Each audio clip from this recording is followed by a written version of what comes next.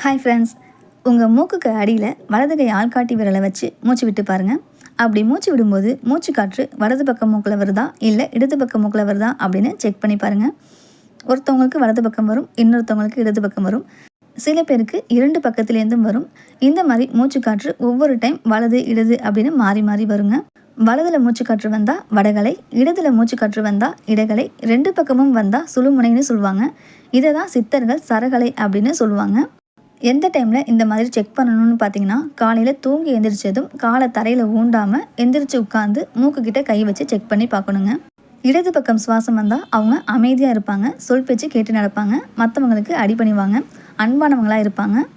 வலது பக்கம் சுவாசம் வந்தால் அவங்கக்கிட்ட ஆளுமை திறன் இருக்குங்க, நீங்கள் சொல்கிறத மற்றவங்க கேட்டு நடப்பாங்க. இதை தெரிஞ்சுக்கிட்டோன்னா எந்தெந்த காரியங்கள் மற்றும் செயல்களை இடகலையில் சுவாசம் வரும்போது செய்யணும், எந்தெந்த செயல்களை வடகலையில் சுவாசம் வரும்போது செய்யணும் அப்படின்னு தெரிஞ்சுக்கிட்டு பண்ணோம்னா நாம் நினச்ச காரியங்கள் நடக்குங்க. நாம் செய்கிற செயல்கள் அனைத்தும் வெற்றி பெறுங்க. நாம் செய்கிற ஒவ்வொரு செயலுக்குமே எந்த பக்கம் மூச்சு காற்று வரும்போது செய்கிறது நல்லதுன்னு இருக்குங்க. உதாரணத்துக்கு, சாப்பிடும்போது வலப்பக்கம் தான் சுவாசம் வரணும். அப்படி இருக்கும்போது சாப்பிட்டாதாங்க ஜீரணமாகும். இடகலையில் சுவாசம் இருக்கும்போது சாப்பிட்டா ஜீரணமாகாது. அதே மாதிரி குளிக்கும்போது இடகலையில் தான் சுவாசிக்கணும். இந்த மாதிரி எல்லா விஷயங்களுக்குமே இருக்குங்க.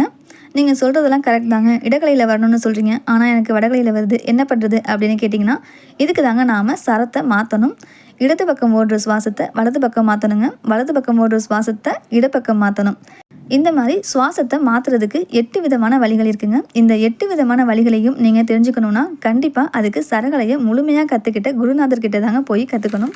சரி, வலது இடது 2 பக்கத்துலேயும் சுவாசம் வந்தால் என்ன பண்ணணும்னு கேட்டிங்கன்னா, நீங்கள் எதுவுமே பண்ணக்கூடாதுங்க, அமைதியாக உட்காந்துடணும். ஏன்னா உடல் தன்னைத்தானே சரிப்படுத்திக்குதுங்க.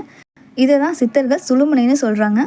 இந்த சுழுமுனை நாடி ஒரு நாளைக்கு எந்த அளவுக்கு அதிகமாக ஓடுதோ அந்த அளவுக்கு ஆரோக்கியமாக நிம்மதியாக இருப்பாங்க. இதை தான் சித்தர்கள் சுவாசத்தை கவனிக்கணும்னு சொல்லியிருக்காங்க. சுவாசத்தை நாம் கண்ட்ரோல் பண்ணணுங்க, நம்மளை சுவாசம் கண்ட்ரோல் பண்ணக்கூடாது. சாதாரண மனிதனுக்கும் ஞானிக்கும் இருக்கிற வித்தியாசமே இதுதான். சாதாரண மனிதனை அவனோட சுவாசம் ஆடும், ஆனால் ஞானி அவரோட சுவாசத்தை ஆழ்வாருங்க. இதை நாம் தெரிஞ்சுக்கிட்டோன்னா நாம் சுவாசத்தை ஆள்றோமா இல்லை சுவாசம் நம்மளை ஆளுதா அப்படின்னு தெரிஞ்சுக்கிட்டு நாம் சுவாசத்தை ஆள்றதுக்கான முறையான பயிற்சி கொடுத்தோம்னா நாம் செய்கிற காரியங்கள் எல்லாமே வெற்றி பெறுங்க, தோல்வியே வராது. இந்த வீடியோ உங்களுக்கு பிடிச்சிருக்கும், யூஸ்ஃபுல்லாக இருந்திருக்கும் அப்படின்னு நினைக்கிறேன். இந்த வீடியோ பிடிச்சிருந்தா லைக் பண்ணுங்கள். இந்த வீடியோ யூஸ்ஃபுல்லாக இருக்குன்னு நினச்சிங்கன்னா உங்கள் ஃப்ரெண்ட்ஸ் அண்ட் ஃபேமிலிக்கும் இந்த வீடியோவை ஷேர் பண்ணுங்கள். மறக்காமல் நம்ம ஸ்வீட் கோம் தமிழ் சேனலை சப்ஸ்கிரைப் பண்ணிடுங்க. தேங்க்யூ.